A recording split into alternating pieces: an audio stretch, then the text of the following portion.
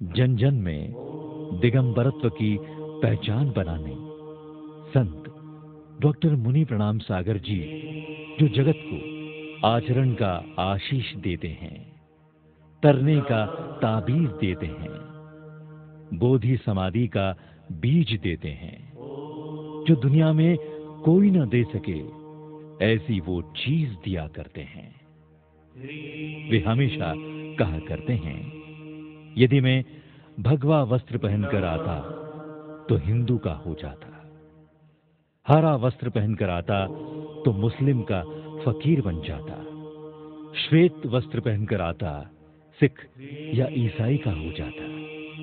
लेकिन मैं समस्त जगत को एकता का पाठ पढ़ाने के लिए दिशाओं का अंबर ओढ़कर दिगंबर बनकर आया हूं, जिससे हर इंसान को एक ही स्थान पर जियो और जीने दो का प्रेममयी ज्ञान मिल सके।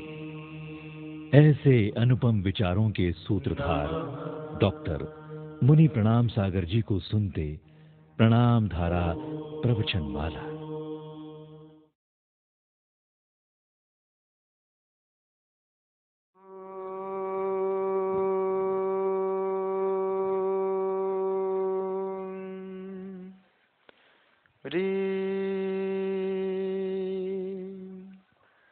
नमः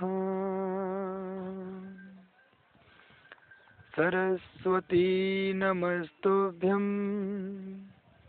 वरदे कामरूपिणी विद्यारंभं करिष्यामि सिद्धिर्भवतु मे सदा सिद्धिर्भवतु मे सदा सिद्धिर्भवतु मे सदा।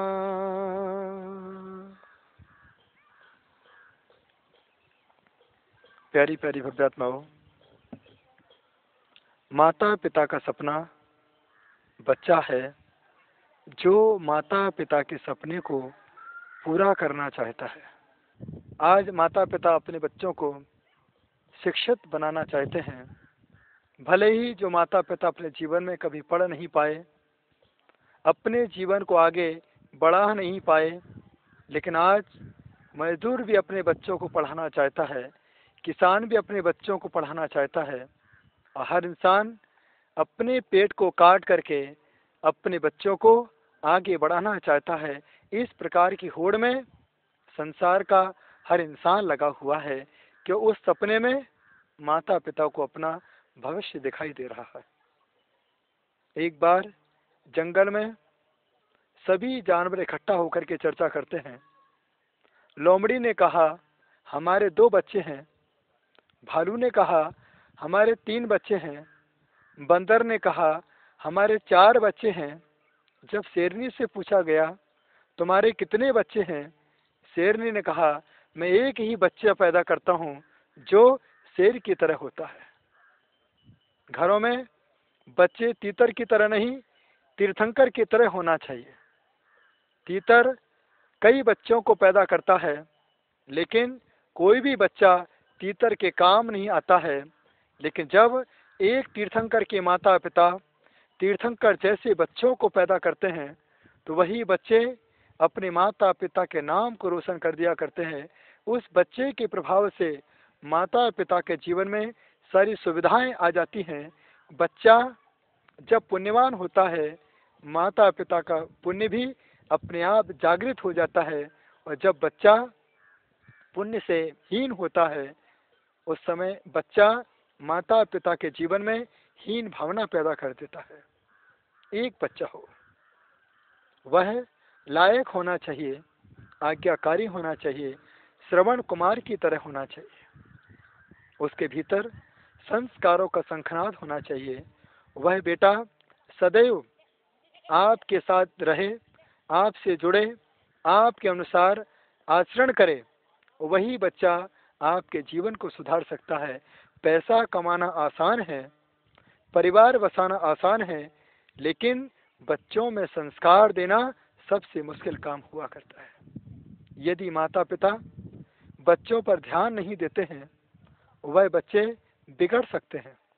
घर का एक बेटा जब ज़्यादा प्यार पाने वाला हो जाता है, जब ज़्यादा परिवार का दुलार मिलता है, वह बच्चा बिगड़ भी सकता है। आज के समय घरों में एक ही बेटे पैदा होते हैं, लेकिन जब बेटे जिद करते हैं, जब बेटे माता पिता को परेशान करते हैं, जब किसी वस्तु की डिमांड करते हैं, माता पिता सोचते हैं एक ही तो बच्चा है, इतना पैसा कमाते हैं, क्यों कमाते हैं, किसके लिए कमाते हैं, चलो बच्चे को बढ़िया गाड़ी ला के देते हैं, चलो बच्चे को बढ़िया मोबाइल ला के देते हैं, चलो बच्चे को बढ़िया सुंदर से कपड़े ला के देते हैं, चलो बच्चे के लिए आलीशान मकान बना के रखते हैं। जब बच्चे को लगता है कि मेरे माता पिता सभी कुछ ला के देते हैं, तो मुझे पढ़ने की क्या ज़रूरत है, घर में सारी सुविधाएं उपलब्ध है, वह बच्चे आलसी हो जाते हैं, प्रमादी हो जाते हैं। इतिहास उठा के देखा जाए, वही बच्चे पढ़ पाते हैं जो अभाव में जीते हैं, जिनके पास पढ़ने के लिए किताब नहीं है, लिखने के लिए कलम नहीं है, जो अंधेरों में रह कर के पढ़ाई करते हैं, एक चिमनी के प्रकाश में रह कर के आगे बढ़ते हैं। वही बच्चों ने अपने देश का नाम रोशन किया है, अपने परिवार का नाम रोशन किया है, और भारत देश को आकाश की ऊंचाई दी है। यदि माता पिता बच्चों की एक बार में इच्छाओं की पूर्ति करते हैं, वह बच्चे गलत रास्ते की ओर जा सकते हैं। यदि बच्चा आपसे एक पेन मांगता है, आप तुरंत उससे कहें बेटा पहले आप एक पेन लेके आए थे, वो कहाँ है। उसी समय बच्चा कहेगा माँ मुझे तो ये वाला पेन चाहिए। आप तुरंत कहें बेटा एक पेन बहुत काफ़ी हुआ करता है, पैसे बड़ी मुश्किल से कमाए जाते हैं। यदि इतना बच्चों को समझा दिया जाता है, वह बच्चा दूसरे बार में आपकी बात मान सकता है। जब बच्चा कहता है माँ मुझे मोबाइल चाहिए, उसी समय आप कहें बेटा स्कूल पास में है, सब कुछ तुम्हारे पास है, मोबाइल से बात किससे करोगे, मैं तुम्हारी माँ हूँ, मैं तुम्हारा पिता हूँ, माता पिता से बड़ा दुनिया में और क्या हो सकता है। बच्चे को लगेगा कि मेरी माँ है, मेरे पिताजी हैं, यही हमारे लिए सब कुछ है, मुझे मोबाइल नहीं चाहिए। यदि मोबाइल मेरे पास आया तो मैं दोस्तों का हो जाऊंगा, लेकिन माँ बाप से दूर हो जाऊंगा। वह बच्चे मोबाइल के लिए कभी जिद नहीं करेंगे। आपसे जब बच्चा कहे मुझे गाड़ी चाहिए, आप कहें बेटा जब तुम्हारे पैर गाड़ी के पेंडल तक पहुंच जाएं, उसके बाद तुम्हें गाड़ी ला के देंगे। बच्चा उसी समय तुम्हारी बात मान जाएगा। आज के समय बच्चे जिद्दी इसलिए होते हैं क्योंकि हम अपने परिवार का स्टेटस बच्चों को संपन्न बना के दिखाते हैं कि मेरा बच्चा इतने स्टैंडर्ड कपड़े पहन के रखता है, इतने बढ़िया गाड़ी में घूमता है। उस बच्चे के अंदर जिद्दपन पैदा हो जाता है। यही जिद्दीपन बच्चों के लिए नहीं, आपके जीवन के लिए क्या खतरनाक हो जाता है। आज तुम्हारे पास पैसा है, बच्चों को सब कुछ ला के दे सकते हो, कल तुम्हारे पास पैसा नहीं रहा, फिर तुम्हारे बच्चे का क्या होगा।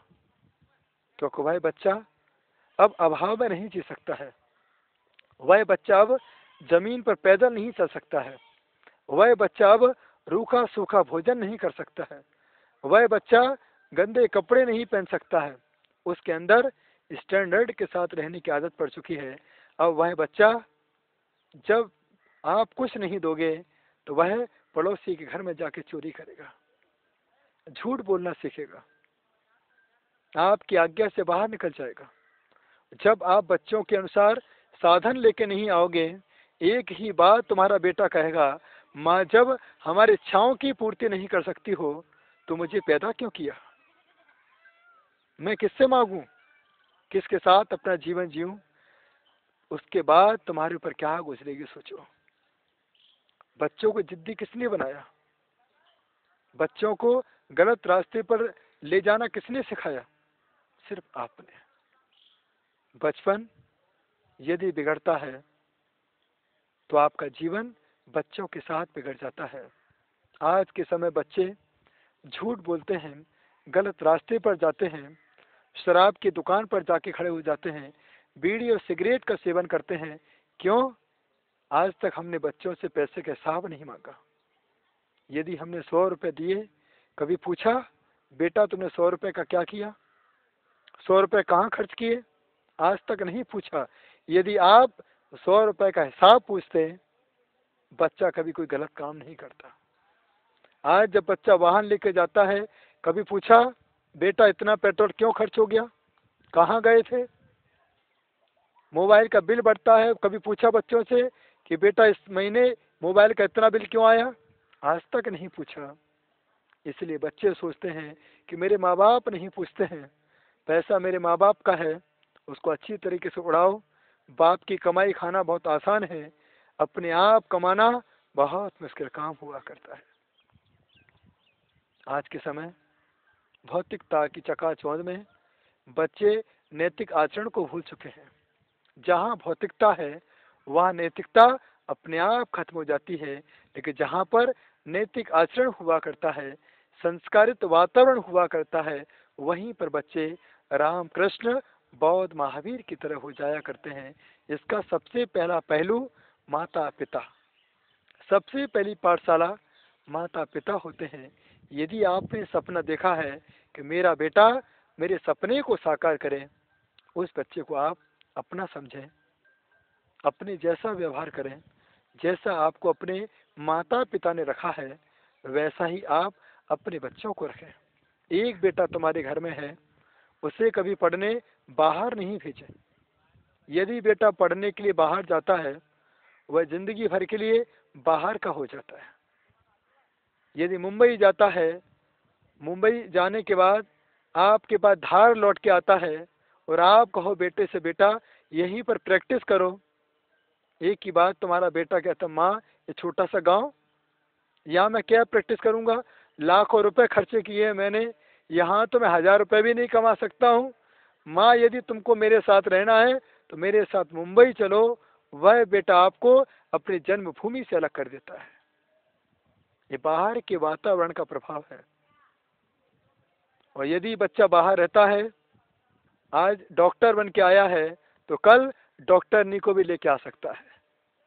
बाहर की जिससे हवा लग जाती है वह बच्चा कभी माता पिता के अनुसार नहीं चल सकता है। आज के समय बच्चे बाहर की दुनिया में जीते हैं, बाहर का भोजन, बाहर का नाश्ता, बाहर की व्यवस्थाएं पसंद करते हैं। पहले के समय हर बच्चे माता पिता के साथ जीते थे, माता पिता को छोड़ नहीं सकते थे। जब लड़की की विदाई भी होती थी तो माँ के सामने रो रो करके जाती थी कि माँ मुझे अपने घर से मत अलग करो। लेकिन आज के समय जब शादी का समय होता है, बेटी माँ बाप को टाटा बाय बाय करके जाती है, माँ फिर मिलेंगे, यही तो हूँ मैं, मोबाइल पे मिलेंगे। आज के समय बच्चों में बाहर की हवा लगी है, सिर्फ एक ही कारण है क्योंकि बच्चे बचपन से ही बाहर का नाश्ता करते हैं। आप जब छोटे से याद करो, जब आप स्कूल जाते थे, माँ एक छोटा सा पराठा बना के नमक मिर्ची डाल के थोड़ा सा अचार रख के कहती बेटा जाओ ये मेरे हाथ का नाश्ता स्कूल में जाके खा लेना।